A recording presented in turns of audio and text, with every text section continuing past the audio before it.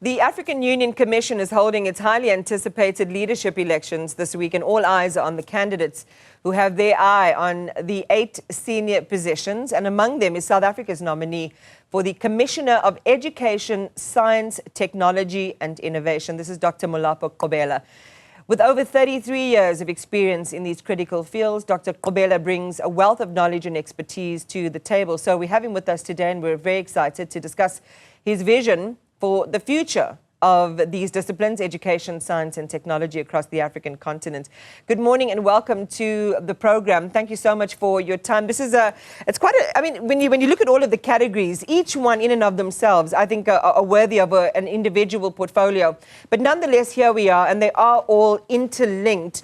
But before we get into the details of what your vision might be and what the expectations of the role might be, it's appropriate, I think, to begin with an explanation of what the AUC does, essentially giving expression to the African Union's mission and defending its interests across the continent and globally.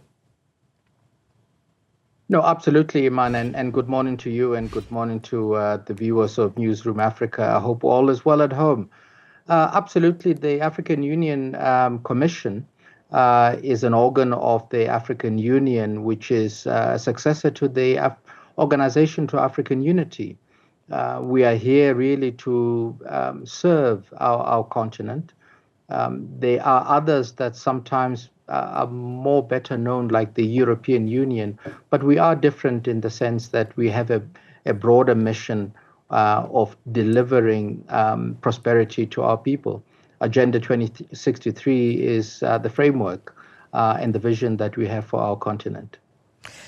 If there's time a little bit later on, and if we can, we'll probably touch on the issue of multilateralism and just some of the other issues facing the African continent right now, which stand in the way of progress you want to make in the areas that you are expert in, things like education and so on. But let's get straight into the education and technology space now. The 2024 Africa Pulse highlights that to achieve universal education by 2030, our region's education systems have to accommodate around 170 million additional children and adolescents. We need an estimated 9 million new classrooms, 11 million new teachers across the continent, and a big effort and push must be made. How should that education be shaped for a future world? What are some of your ideas, given as well that we're sitting with this untapped, latent youth talent and ability that will really put us in or should put us in the winning seat over the next couple of years? Well, Iman, I think one of the foundations of the portfolio that I put myself and the country has put me forward for is recognition of the importance of education in transforming our societies, transforming our economies, investing in our future. And absolutely no doubt that this is probably the biggest challenge that our continent is facing. So 2063 is a 50-year vision. We are 10 years into it. And there are two things that we have tried to articulate as part and parcel of our deliberations here while we're in Addis, is the necessity of continuity to make sure that we build on the successes in the recent past and to accelerate the rate of change. And so in education, our biggest challenge, among many others, is to ensure that every child who should be in school, in particular in primary school, is in school. And that we do through a multiplicity of initiatives, from making sure that school is accessible to all, retaining young people, focusing particularly on the girl child, given the particular challenges that we have in our respective societies, and ensuring, obviously, that there is quality educational outcomes. So we don't just simply want children to be in school, but not necessarily learn and be proficient, which is age appropriate in terms of the quality of education that we so desire. As you take a topographical view of the continent, what stands in the way of some of the education outcomes and aspirations that we have for the continent's children? Diagnosing problems is the easier part. I'll use two examples. Conflict is a major impediment to development. Conflict is a major impediment to education. We find ourselves with a significant number of conflicts on our continent. And so the nexus between education and peace and security is important, so that we are able to provide educational opportunities irrespective of the conditions and the circumstances. The second one, obviously, is about resources. But I want to use the example of Cameroon, where resources, and Cameroon is just one example, Eritrea is another, Algeria is another. Resources do not necessarily have to come from external countries or donor partners, but it's homegrown. It's about how you harness the capability within the country, how you generate home school feeding schemes, which connects agriculture to education to health, so that you are able to retain, because of the financial and sometimes poverty situations in our societies, young people not being able to come to school simply because there is no food at home. And so there are resources within our continent. It is about how we harness them. It is about the way in which we are creative in leveraging what already exists. Schools can be the center of communities as well. And so you'll find in other societies and other parts of our continent, communities come together to actually build the schools. Communities actually come together to provide the teachers. And obviously it is for us as respective governments to then support those communities in ensuring that our aspiration of having every child in school getting quality education is actually realized.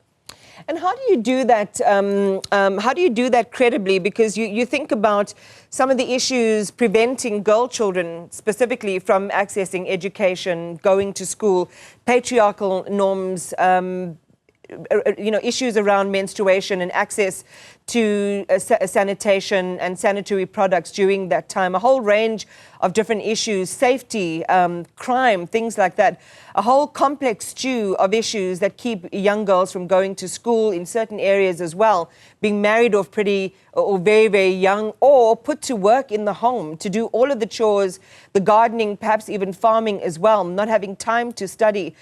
There's so much research on just the impediments to young girls and teenagers accessing education. And what you're talking about really requires a network of communities and a whole range of things to work perfectly to overcome and circumvent some of these problems, but they're not always there. No, absolutely. They're not always there, but there are also successes that we can point at. And it is about the will. It is about community engagement. It is about us connecting with our respective societies. Every parent that I've ever met wants a successful future for their child. And it is about how we then work with parents, we work with different societies to encourage them to see a better future for their children. And once you do that, then it really is becoming much, much easier to achieve that you have highlighted, which is a challenge in terms of providing opportunities for the girl child. The issues of sanitary pads, those are things that are relatively easy to deal with, but the societal ones, the challenges of having a society which assumes particular roles for young women and particularly for young girls in terms of looking after homes. Sometimes also young men, young boys are told they cannot go to school because they have to look after the cattle of the family. All of these things are matters that we have to find creative solutions to. And in so doing, we work with our respective countries, our respective communities, and learn from examples that have worked in different parts of the continent and share those experiences in the hope that they then in turn inform and influence a better future for our children. One of the other big opportunities that we have across the African continent stems from access to the internet and driving that connectivity. 1.3 billion Africans, 570 million internet users in 2022, more than double the figure in 2015. We've seen a marked increase in internet users, 115% between 2016 and 2021 in sub-Saharan Africa, 191 million additional individuals who can make or receive a digital payment between 2014 and 2021. Those are some exciting numbers. What are some of the benefits and opportunities that arise from having that bigger and more reliable, sustainable digital footprint on the African continent? Well, Iman, let me use the example of what's happening in Uganda. Next time you visit Uganda, Iman, and you fly into Entebbe Airport, you will find that if you are a university professor, a university student, a high school student, or anyone who is involved in the education system, you have free Wi-Fi. You can use it for educational purposes, for connectivity, for whatever the case may be. You go into a public library, it's there. You go into your university, it's there. It is an enabler for educational opportunities. From an African Union's point of view, it is necessary for all education institutions to have the same.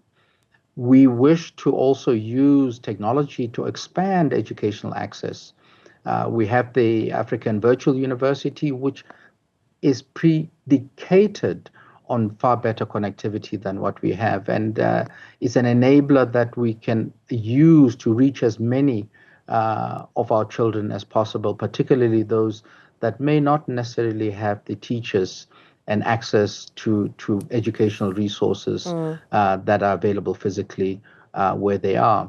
And lastly, Iman, the connectivity technology enables us to also connect with the research community within and outside of the African continent. It enables.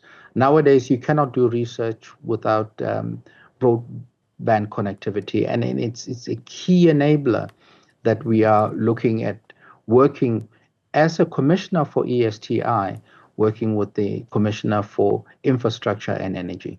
So, Dr. Qhobela, how fierce is the competition? How would you rate the others who've thrown their hats into the ring? And what's your unique selling point, as they say, in the corporate environment? Well, Iman, it's difficult for one to talk about oneself, but all I can say is that our continent is blessed with talent. And what is important is that whoever is elected into the position, whichever commissioner is elected into whichever commission, should serve our continent. I'm privileged to have been nominated. Currently, I am the only candidate being considered for this particular commission, and so we shall see what the outcome will be. And if one is deemed worthy of contributing to the development of our continent, it will be an absolute privilege.